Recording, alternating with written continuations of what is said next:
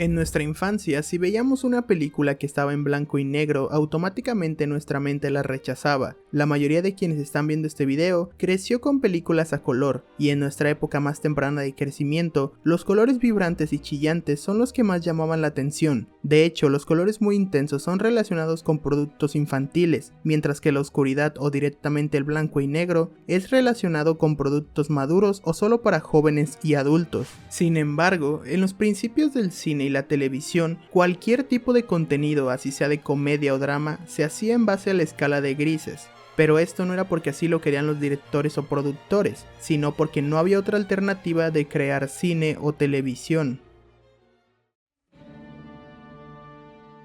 Al inicio del siglo pasado, las limitaciones tecnológicas no permitían que se pudiera filmar una escena con color y con sonido. Por eso, las películas pioneras en la industria eran en blanco y negro y mudas. Aún con esto, la necesidad de entretenimiento en los años 20 y 30 por las consecuencias sociales del mundo hacían disfrutar al público de este tipo de cine. Posiblemente tú, al ver una película muda y en blanco y negro, te podrá aburrir demasiado, ya que estamos acostumbrados a un tipo de películas totalmente distintas, donde la estrategia principal para atraer tu atención se basa justamente en estos dos aspectos que las películas de esta época no poseían. Pero tengamos en cuenta que apenas en 1900 la fotografía empezaba a hacerse accesible para las masas. Entonces, ver las fotografías moverse fue tan revolucionario que el éxito del cine fue abrumador, que aunque al principio fue algo solo para la alta sociedad, como todo invento con el tiempo fue abaratándose y las taquillas se abarrotaron de personas para consumir la nueva industria de entretenimiento.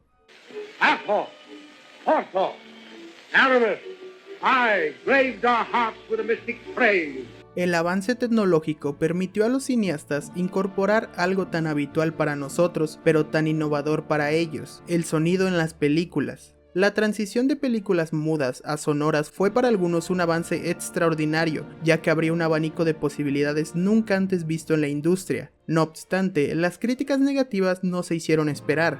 Algunos cineastas y actores de antaño abogaron porque se removiera esta nueva técnica, ya que argumentaban que dañaba el arte que representaba el cine. De hecho, uno de los hermanos Warner dijo una cita un tanto desafortunada: ¿Quién diablos quiere oír hablar a los actores? No tengo que explicar por qué es una cita que envejeció tan mal. Las cintas sonoras pasaron de ser solo una moda a convertirse en lo habitual en la industria, y los actores y directores que no supieron renovarse se quedaron obsoletos, y otros que trataron pero no pudieron, dieron lugar a una industria totalmente nueva con nuevas estrellas y nuevo tipo de películas.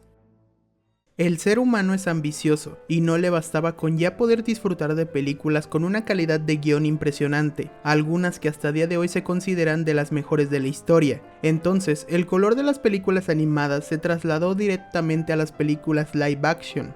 Igual que como ocurrió con el sonido, algunos estuvieron en desacuerdo con la llegada del color al cine, argumentando que se perdía cierto valor artístico al poder apreciarse todos los colores en pantalla. Sin embargo, ya sabemos qué ocurrió.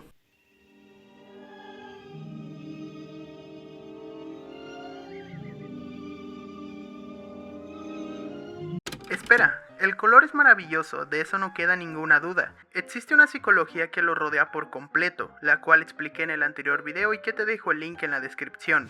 Pero el blanco y negro, más allá de ser un estilo al que se aferran los directores de antaño, tienen razón al afirmar que tiene su propio valor artístico, un valor más metafórico y visual, gracias a la maestría de los directores de fotografía en su iluminación.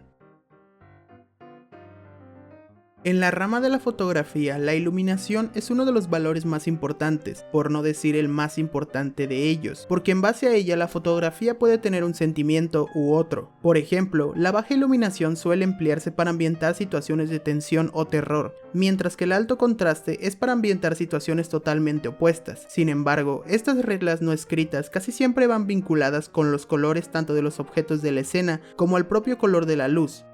Al carecer de color en una película, comienzas a apreciar el valor artístico que conlleva transmitir estos sentimientos con tan solo dos colores. La base fundamental de la iluminación en los filmes blanco y negro se basa en una técnica conocida como claroscuro. Esta técnica se utiliza principalmente en el cine noir para destacar las sombras y emplear una iluminación dura que transmite una sensación de profundidad y volumen, evitando la iluminación plana de la mayoría de las películas en escala de grises, cuya base de iluminación es precisamente el alto contraste.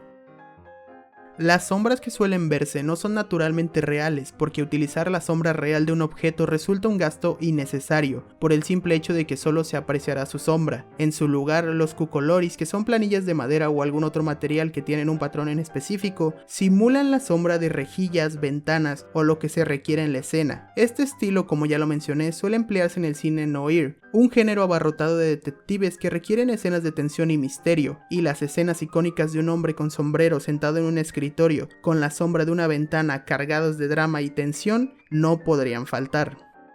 Las sombras no solo pueden ser de algún objeto o textura en particular. Entre otras de las herramientas habituales para darle una forma personalizada a las sombras se encuentran las banderas. Si se quiere enfocar en dividir la iluminación de una luz para enfocarla en alguna zona específica, se utilizan estas herramientas que son de tela o de otros materiales para obstruir la luz y crear con ello un entorno distinto al de una sala bien iluminada. Esta forma de iluminación se emplea en situaciones donde el director desea atraer tu atención hasta un punto, zona, persona o parte específica en el cuerpo. En el cine de antaño, los planos a detalle con iluminación en los ojos son clave para causar el misticismo que debemos sentir ante el personaje o lo que le sucede.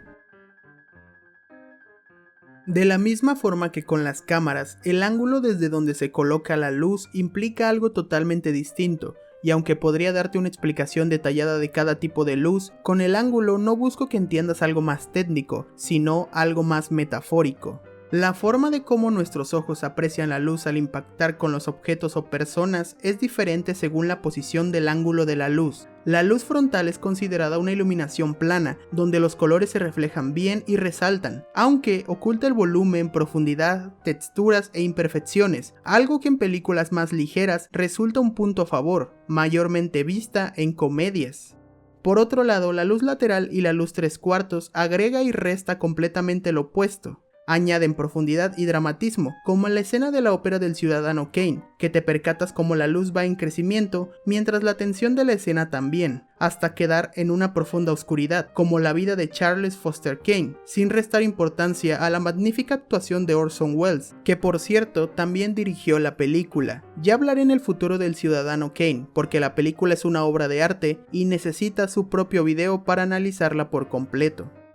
Estos dos tipos de luces son los que más solían verse en el cine en blanco y negro, aunque por supuesto existían ciertos ángulos de luces que se utilizaban en escenas específicas o en géneros particulares. Por ejemplo, la luz trasera, que la recordarán en el cine de terror para complementar la presencia misteriosa de un personaje al cual debemos de tenerle terror o respeto.